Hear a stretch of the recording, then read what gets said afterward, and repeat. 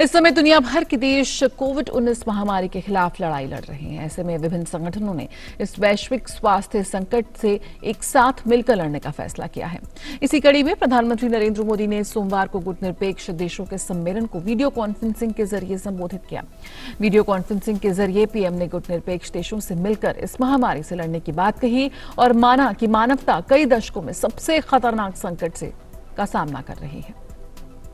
Name should call upon the international community and the World Health Organization focus on building health capacity in developing countries. We should ensure equitable, affordable and timely access to health products and technology for all.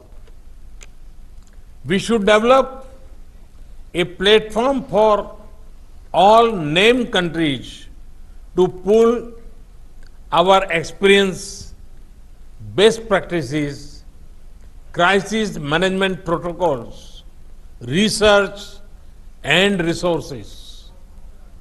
Excellencies, in the founding spirit of movement, let us aim today to come together, not grow apart.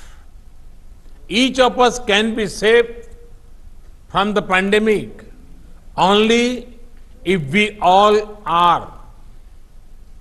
Let us work as partners towards an inclusive and cooperative global response. प्रधानमंत्री नरेंद्र मोदी ने यह भी कहा कि जहां एक तरफ दुनिया आज कोविड-19 नामक इस गंभीर महामारी से लड़ रही है, वहीं कुछ लोग आतंकवाद, फेक न्यूज और छेड़छाड़ किए गए वीडियोस जैसे घातक वायरस फैला रहे हैं।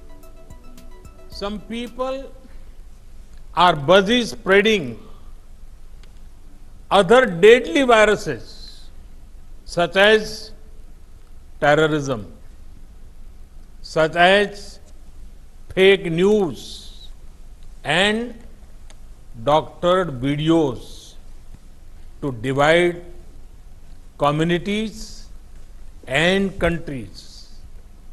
But today, I want to focus only on the positives. प्रधानमंत्री नरेंद्र मोदी ने कोविड-19 से निपटने में भारत के प्रयासों पर भी प्रकाश डाला।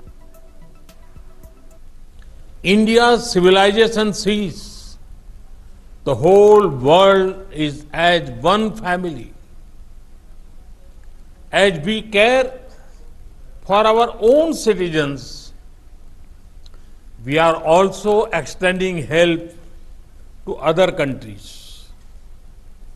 To counter COVID-19, we have promoted coordination in our immediate neighborhood and we are organizing online training to share India's medical expertise with many others. India is regarded as a pharmacy of the world, especially for affordable medicines.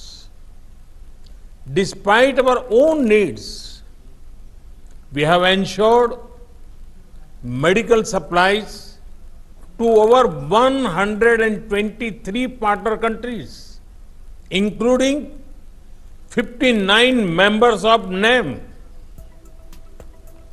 नाम शिखर सम्मेलन में भारत ने अपने लोकतांत्रिक model की बात की। PM Modi ने कहा कि भारत ये दर्शाता है कि किस तरह लोकतंत्र और अनुशासन एक साथ मिलकर इसे एक वास्तविक जन आंदोलन का रूप दे सकते हैं। During this crisis, we have shown how democracy, discipline and decisiveness can come together to create a genuine people's movement. और इस सम्मेलन में प्रधानमंत्री मोदी की 10 बड़ी बातों पर डालते हैं एक नजर। प्रधानमंत्री ने पाकिस्तान पर परोक्ष रूप से निशाना साधा। उन्होंने कहा कि जब विश्व कोरोना महामारी से जूझ रहा है, ऐसे में भी कुछ लोग आतंकवाद, झूठी खबरें और फर्जी वीडियो जैसे विभाजनकारी घातक वायरस फैलाने में लगे हुए हैं। कोरोना का मुकाबला करने के लिए हमने अपने पड़ोसी देशों के साथ तालमेल बढ़ाया है। नाम वैश्विक एकता को बढ़ावा देने में मदद कर सकता है। ये दुनिया की नैतिक आवाज रहा है। और को विकासशील देशों में स्वास्थ्य क्षमता के निर्माण के लिए अंतर्राष्ट्रीय समुदाय और WHO का आह्वान करना चाहिए। आइए हम एक साथ आने का लक्ष्य रखें। हमने 123 से अधिक देशों को चिकित्सा सामान की आपूर्ति की, जिनमें 59 गुटनिरपेक्ष देश शामिल हैं। पीएम ने कोरोना के कारण मरे सभी लोगों के परिजनों के प्रति संवेदना व्यक्त की। पीएम ने कहा कि मानवता कई दशकों के सबसे बड़े संकट से गुजर रही है। हमें निष्पक्षता, समानता और मानवता पर आधारित वैश्वीकरण की एक नई व्यवस्था की आवश्यकता है। हमें केवल आर्थिक उन्नति ही नहीं बल्कि मानव कल्याण को भी प्रोत्साहित करना है। कई देश सैन्य अभ्यास आयोजित करते हैं, लेकिन भारत ने आपदा प्रबंधन अभ्यास आयोजित करने की पहल की है। तो भारत सरकार ने विदेशों में फंसे भारतीयों को चरणबद्ध तरीके से वापस भारत लाने के लिए सुविधा प्रदान की है, अनुमति दे दी है। यात्रा की व्यवस्था हवाई जहाज व नौसेना के जहाजों द्वारा की जाएगी। इस संबंध में मानक संचालन प्रोटोकॉल तैयार किया गया है। विदेश मंत्रालय के दूतावास और उच्चायोग ऐसे व्यथित भारतीय नागरिकों की सूची तैयार कर रहे हैं। इस सुविधा के लिए यात्रियों को भुगतान देना होगा।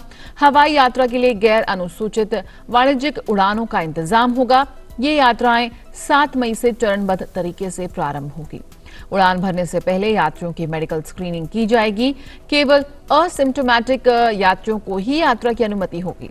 यात्रा के दौरान इन सभी यात्रियों को स्वास्थ्य मंत्रालय और नागरिक उड्डयन मंत्रालय द्वारा जारी किए गए सभी प्रोटोकॉल का पालन करना होगा। गंतव्य पर पहुंचकर सभी को आरोग्य सेतु ऐप पर रजिस्टर करना होगा। सभी की मेडिकल जांच की जाएगी। जांच के पश्चात संबंधित राज्य सरकार द्वारा उन्हें अस्पताल में या संस्थागत क्वारंटीन में 14 दिन के लिए भुगतान के आधार पर रखा जाएगा। 14 दिन के बाद दोबारा कोविड टेस्ट किया जाएगा और स्वास्थ्य प्रोटोकॉल के अनुसार अग्रिम कार्यवाही की जाएगी। विदेश मंत्रालय और नागरिक उड्डयन मंत्रालय शीघ्र ही इसके बारे में विस्तृत जानकारी वेबसाइट द्वारा साझा करेंगे। राज्य सरकारों को वापसी करने वाले भारतीयों के परीक्षण, क्वारंटीन और अपने राज्यों में आवाजाही की व्यवस्था बनाने के लिए सलाह दी जा रही है।